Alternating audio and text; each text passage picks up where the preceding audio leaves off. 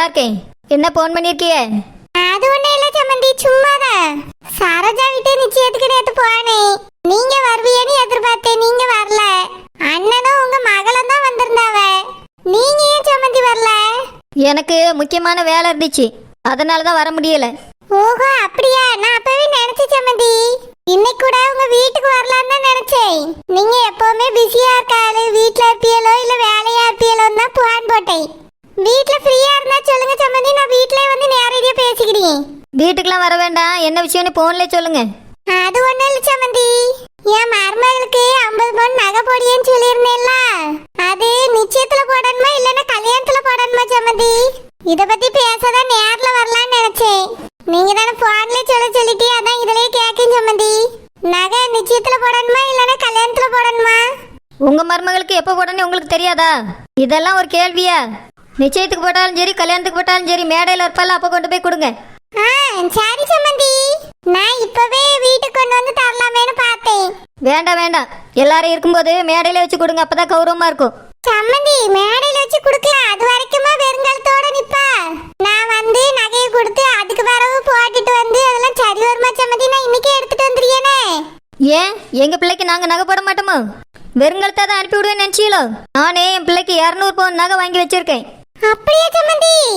ஆமா, மூத்தவ நகையும் சேர்த்து இவளுக்கு தான் போட போறேன். அம்மா 200 பவுனாம்ல? இப்பதான் எனக்கு சந்தோஷமா இருக்கு. இத்தனை நாளா இந்த பேதி இருப்பா எவ்வளவு பவுன் நகை போடியே ஒண்ணுமே சொல்லவே இல்லை. இன்னைக்குதான் வாயால 200 பவுன்னு சொல்லியிருக்கா. சம்மந்தி உங்க மூத்த மக சண்டைக்கு வர மாட்டாளா? அவ என்ன என்கிட்ட சண்டைக்கு வர்றது? அவளுக்குலாம் இந்த வீட்டுல எந்த உரிமையும் கிடையாது. அப்புறம் இன்னொரு விஷயம், ஜெனி பேர்ல எங்களோட இடத்த எழுதி வைக்க போறோம். சம்மந்தி எல்லா இடத்தையுமா? இல்ல, ஒரே ஒரு இடத்த மட்டும். அந்த இடத்துல அவளுக்காக தனியா ஒரு வீடு கட்டிக்கிறதுக்காக. சம்மந்தி அதான் எங்க வீடு இருக்கே. அது இருக்கட்டும், என் மக இருக்கிறதுக்கு தனியா ஒரு பெரிய வீடு வேணும். அதுக்காக தான் அந்த இடத்த அவ பேர்ல ரிஜிஸ்டர் பண்ணி கொடுக்க போறேன். அப்புறம் என் மக பேர்ல 5 கோடி ரூபா போட போறேன். அது அவளுக்குன்னு வீடு கட்டுறதுக்காக. யாரும் என் பிள்ளை வீடு இல்லைன்னு சொல்ல முடியாது, வீட்டை விட்டு வெளியே போன்னு சொல்ல முடியாது. சரி சம்மந்தி, உங்க பிள்ளைக்கு செய்யணும்னு ஆசைப்படுறீங்கனால செய்யுங்க. அப்புறம் எங்க காலத்துக்கு பிறதே மீதி சொத்தை என் பிள்ளை பேர்ல எழுதி கொடுப்பேன். சம்மந்தி உங்களுக்கு 2 பிள்ளைகள் இருக்குல்ல, அவளுக்கு பாதி இவளுக்கு பாதின்னு எழுதுவீங்களோ? எனக்கு இருக்கிறது ஒரே பிள்ளை தான், அது ஜெனி மட்டும்தான். அவளுக்கு தான் எல்லா சொத்தும், வேற யாருக்கும் கொடுக்க போறது இல்ல. அப்படியா? சரி சம்மந்தி, ஆனாலும் உங்க மூத்த மகளுக்கு எல்லா உரிமையும் இருக்குல்ல. கேஸ் ஏதாவது போட்ட போறா பாத்துக்கிடுங்க. அதனால உங்க காலத்துக்கு முன்னாடியே நீங்க சொத்து எழுதி வைக்கிறது தான் நல்லது. பிறகுனா அவ கேஸ் கீச போட்டு சொத்தை பாதியை பிரிச்சிட கூடாது, அதுக்கு தான் சொல்லி. யாரை பிரிக்க முடியாது, எப்படி எழுதி வைக்கணும்னு எனக்கு தெரியும். சரி சம்மந்தி, வேற சீர்வரிசைலாம் என்ன தர போறிய? என்னது சீர்வரிசையா? சம்மந்தி இத நானா கேட்கல, எங்க சொந்தக்காரவிய தான் என்ன செய்வாவேன்னு கேட்டுட்டே கிடக்காவே. நான் தான் இன்னைக்கு பூ வைக்கிற அன்னைக்கு சொல்லிட்டேனே, உங்க இஷ்டத்துக்கு உங்க மகளுக்கு என்ன வேணாலும் செய்யுங்கன்னு. அது எங்க சொந்தக்கார வீட்டை சொல்றதுக்காக தான் கேட்க சம்மந்தி. என் மகளுக்கு சீர்வரிசை என்னெல்லாம் வேணுமோ எல்லாத்தையும் நான் வாங்கி கொடுப்பேன். ஆனா இப்போ ஒரு பொருள் கூட கொடுக்க மாட்டேன். ஏன் சம்மந்தி? எப்ப அவ வீடு கட்டுறாளோ அப்பதான் கொடுப்பேன். வீடா? உடனே எப்படி கட்ட முடியும்? 5 கோடி ரூபா நானே கொடுக்கறேன், ஏன் கட்ட முடியாது? சீக்கிரமா வீடு கட்டறதுக்கு ஏற்பாடு பண்ணுங்க. சரி சம்மந்தி, கல்யாணம் முடிஞ்ச உடனே ஏற்பாடு பண்ணிடுறேன். என் மகளுக்கு நான் இப்ப கொடுக்கற சீர்வரிசை ஒரு கார் மட்டும் தான் கொடுப்பேன். மத்ததெல்லாம் வீடு எப்ப கட்டுறீங்களோ அப்பதான் வரும். வீடு முழுக்க என்னென்ன பொருள் தேவை எல்லாம் என் வீட்டு பொருள் இருக்கும். சரி சம்மந்தி, ரொம்ப சந்தோஷம். நான் என் மருமகளுக்கு நகைய கல்யாணம் அன்னைக்கு கொடுக்கறேன் சம்மந்தி. அத நீங்க 200 பவுன் போடுறீங்கல்ல, அதையே நிச்சயத்துக்கு போடட்டும். நான் கல்யாணத்தை அன்னைக்கு கொடுத்துக்கிறேன், சரியா சம்மந்தி? உங்க இஷ்டம். சரி சம்மந்தி, அப்ப நான் போன வைக்கே. வைங்க. அம்மா 200 பவுன் நகை வருது. நான் கூட ஒரு 100 பவுன் இல்லனா 50 பவுன் தான் போடுவேன்னு நினைச்சிட்டு இருந்தேன். 200 பவுன் போடியங்கால இந்த ராணி, இது ஒன்னே போதும். எங்க சொந்தக்காரவிய வாயெல்லாம் அடைச்சிடலாம். வீடு கட்டுறதுக்கு இடமும் பணமும் வேற தாரேங்க, அதுவும் 5 கோடி ரூபா. அந்த சரோஜா விட பெரிய வீடா கட்டணும், உள்ளேயே லிஃப்ட் வச்சு கட்டணும். இந்த வீட்டை வாடகைக்கு விட்டுட்டு குடும்பத்தோட அங்க போயிடணும். அந்த சரோஜா மட்டும் தான் லிஃப்ட்ல ஏறுவா இறங்குவாளோ, நானும் லிஃப்ட்ல ஏறுவேன் இறங்குவேன், ஸ்விம்மிங் பூல்ல கடந்து குளிப்பேன். எவன் நீங்க கேட்க முடியும்? வீடு பால் காய் வைக்கும் போது முதல் பத்திரிக்கை அந்த சரோஜாக்கு தான் கொண்டு போய் கொடுக்கணும். அவ வச்ச மாதிரி மயிலாட்டம் குயிலாட்டம் ஒயிலாட்டம் எல்லா ஆட்டத்தையும் வைக்கணும். என்னையவா அந்த சரோஜா இலக்கரமா நினைச்சா? அவளை விட நான் பெரிய ஆள்னு இனி அவளுக்கு தெரியும். அந்த பக்கம் போகும்போது வரும்போதுல நீ கிண்டல் அடிச்சிட்டு தெரியா. அவ வீட்டுக்கு பத்திரிக்கை வைக்கணும். வந்து என் வீட்டை பார்த்துட்டு வாய் அடைச்சு போன ரெண்டு பேரும். என்ன திமிர்ல பேசினால்வே. இனிதானே நான் யாருன்னு தெரிய போது. வீடு கட்டினோடனே ராணியே எல்லா பொருளும் வாங்கி போட்டுருவா. 5 கோடி ரூபாய் மொத்தமா செலவு பண்ணி வீட்டை கட்டிடணும். எல்லாரும் இங்க இருந்து அங்க ஷிஃப்ட் ஆயிரணும். நான் தான் அந்த வீட்டுக்கு மகாராணியா இருக்கணும். அந்த வீட்டுல வச்சுதான் என் மகளுக்கு கல்யாணத்தை முடிக்கணும். எனக்கு ஒரே சந்தோஷமா இருக்கு. 200 பவுன் வரப்போகுது. அதுல 100 பவுன் என் மகளுக்கு போட்டு சாம் சாம்னு கல்யாணத்தை முடிச்சு கொடுத்துற வேண்டியதான். தங்கச்சி தங்கச்சி எம்மாடி தங்கச்சி வாங்கக்கா வாங்க உட்காருங்கக்கா. நம்ம வீட்ல இன்னைக்கு கஞ்சி தான். ஒரு வாய் கஞ்சி குடிக்கிறீங்களா? வேண்டாமா தங்கச்சி, வீட்ல சாப்பிட்டுட்டு தான் வந்தேன். அப்படியே இவ்வளவு சீக்கிரமா சாப்பிட்டுட்டீங்களோ? ஆமாமா தங்கச்சி. சரிக்கா, ஒரு கிளாஸ் காப்பியாவது குடிக்கிறீங்களா? கார்பொடி போட்டு காப்பி போட்டு வச்சிருக்கேன். வேண்டாமா, எனக்கு மனசு சரியில்லை. ஏன்க்கா என்னாச்சு? என் பேர் என்ன என்னைய ரொம்ப தப்பா நினைச்சுக்கிட்டாமா? என்னக்கா சொல்றிய? நான் இந்த நிச்சயத்தை நிறுத்திறியேன்னு சொல்லிட்டு இருந்தேன்ல. நம்மள மீறி இந்த நிச்சயம் நடந்துருச்சுல்ல. அதான் என் பேரே அம்மா கூட சேர்ந்துட்டு நீ ஏமாத்திட்டீங்களோன்னு கேட்க. என்னக்கா சொல்றிய? நீங்க எதுக்கு அப்படி ஏமாத்தணும்? நான் என் பேரனுக்கு நல்லதுதாம செய்யணும்னு நினைச்சேன். கடைசி நிமிஷம் வரைக்கும் போராடினேன். அந்த நிச்சயம் நடந்து முடிஞ்சிட்டு என்ன செய்ய? கிழிச்ச சேலையே எடுத்து தச்சிருக்காவ. என் பேரன் என்னையே தப்பா புரிஞ்சுக்கிட்டான். நீங்க எனக்கு உதவி செய்யவே வரல. அம்மா பேச்ச கேட்டுட்டு எனக்கு கல்யாணத்தை பண்ணி வைக்கணும்னு நினைச்சிட்டியேன்னு சொல்றான். எல்லாரும் சேர்ந்து நல்லா ஏமாத்திட்டியேன்னு சொல்லியாமா. நான் அப்படி ஏமாத்துறதுக்காக அவனுக்கு உதவி செய்யன்னு போனேன். என் மனசுல இருக்க ஆசையே என் பேரனுக்கும் பேத்திக்கும் கல்யாணத்தை முடிச்சு வைக்கிறதுதான். அதுக்காக தான் நான் பாடா பட்டுட்டு கிடக்கேன். என் பேரன் என்னடானா இனியும் தப்பா புரிஞ்சுக்கிட்டான். இல்லப்பா பாட்டி அப்படிலாம் செய்யலன்னு சொல்லிட்டேன். நம்பவே மாட்டேங்க. இந்த கல்யாணத்தை நானே நிறுத்திக்கிறியே, நீங்க எந்த உதவியும் செய்ய வேணாம்னு சொல்லிட்டாமா. சரிக்கா, யார் நிறுத்தினா என்ன? எல்லாம் ஒண்ணுதானே. நிறுத்தினா சந்தோஷம் தான். இல்லம்மா தங்கச்சி, அவன் தான் ஏதாவது செஞ்சானே அவளுக்கு தெரிய வந்துச்சுன்னு வையேன், அவனை வீட்டை விட்டே துரத்திடுவா. அதனாலதான் அவன் எதுவும் செய்யாண்டா நம்ம செய்யலாம்னு நான் நினைச்சேன். இப்போ என்னையும் நம்பாம நானே பாத்துக்கிறேன்னு அவன் சொல்லிட்டான். அதுக்காக நம்ம சும்மா விட முடியுமா? நம்மளும் ஏதாவது செஞ்சுட்டு கல்யாணத்தை நிறுத்தணுமா?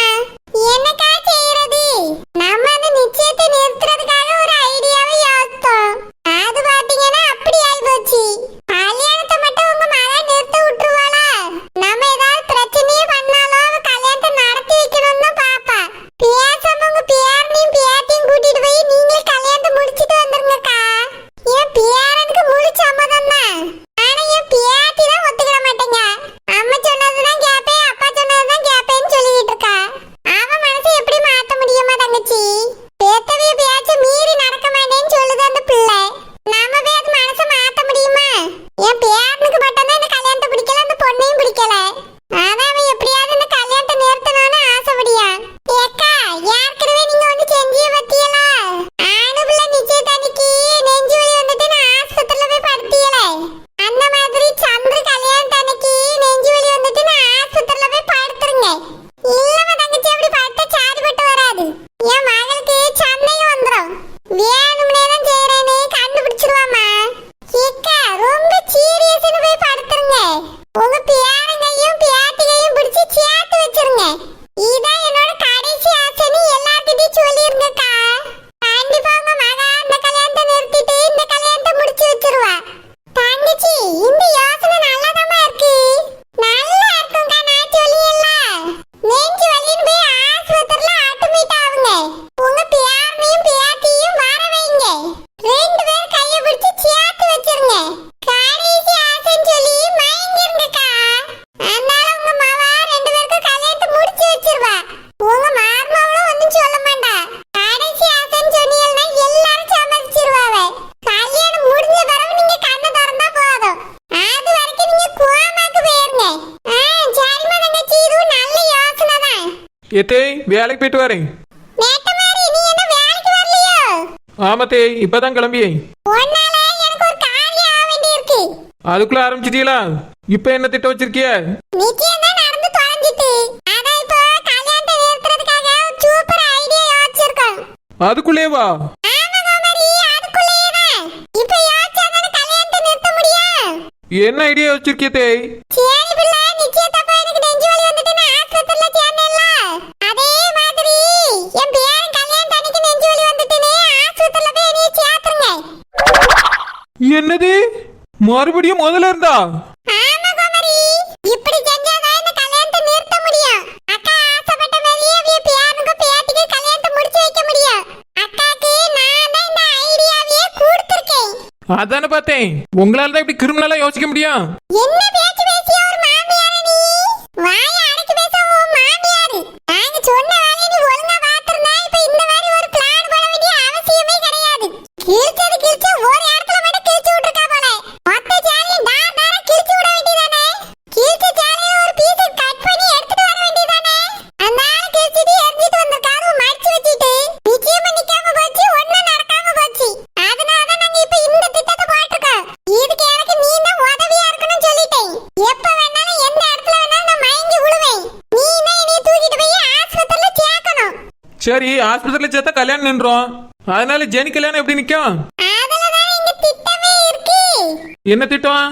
அக்காக்கு நெஞ்சு வலின்னு ஆஸ்பத்திரியில சேர்த்த உடனே பேரனும் பேத்தியும் வர சொல்லுவாவே. அங்க வச்சு சேனி பிள்ளைய சந்திர கையில பிடிச்சு கொடுத்து இவங்க ரெண்டு பேருக்கு தான் கல்யாணம் நடக்கணும்னு சொல்லுவாவே. இதுதான் என்னோட கடைசி ஆசை. இப்பவே தாலி எடுன்னு சொல்லுவாவே. எப்போ என்ன பெரிய திட்டம்? நாங்களாம் யாரு இவ்வளவு பெரிய மூலகாரவியே? ஒன்னே மாதிரி முட்டாள் நினைச்சியோ? ஆள் மட்டும்தான் வாழத்தையே வளர்ந்துருக்கா. மண்டையில ஒண்ணும் கிடையாது. ஏத்தே இதெல்லாம் ரொம்ப அநியாயம் தேய். எங்க அக்கா பிள்ளை வாழ்க்கை. ஓஹோ, உங்க அக்கா பிள்ளை வாழ்க்கைக்காக தான் என் பேர வாழ்க்கைய அழிச்சியோ? இந்த நிச்சயம் நல்லபடியா நடக்கணும்னு புடவைய வெட்டாமலே வச்சிட்டியோ? இல்லத்தே, வெட்டினேன். வெட்டினது எப்படி ஒட்டிச்சுன்னு எனக்கு தெரியல. ஆமா, தெரியாது. எனக்கு ஆரம்பத்துல இருந்தே உன் மேலதான் லேசா சந்தேகமா இருக்கு. நீ தான் என் மகளுக்கு சாதகமா இதெல்லாம் பண்ணிட்டு இருக்கியோன்னு தோணுது. இங்க பாரு நெட்ட மாதிரி, இந்த கல்யாணத்து அன்னைக்கு என்னைய கொண்டு போய் நீ ஆஸ்பத்திரியில ஒழுங்கா சேர்க்கையில, அதுக்கு பிறகு உன்னைய நான் என்ன செய்வேன்னு எனக்கே தெரியாது. ஏத்தே எப்படி மிரட்டியா பாருங்க தேய். நானும் உன்னைய என்ன செய்வேன்னு எனக்கே தெரியாது. சுத்தம். ரெண்டு பேரும் இவ்வளவு பெரிய வில்லியா இருப்பேன்னு நான் நினைச்சு கூட பார்க்கல. என் பேரனுக்கு பேத்திக்கு கல்யாணம் நடக்கணும். அதுக்கு நான் பில்லியாவே குள்ளியா கூட ஆவேன். அத பத்திலாம் நீ பேசாத. நான் என்ன சொல்லியனோ அதை மட்டும் நீ செய். இப்ப நான் உங்களுக்கு என்னதாத்தே செய்யணும்? இன்னைக்கு நீ ஒண்ணும் செய்யணும், வேலைக்கு போ. கல்யாணத்தன்னைக்கு காலையில எனக்கு நீ உதவி செய்யணும். சரி தே செய்ய. போ போ, வேலைக்கு போய் என் மாவை தேடுவா. சரி போயிட்டு வாரேன். தங்கச்சி, திட்ட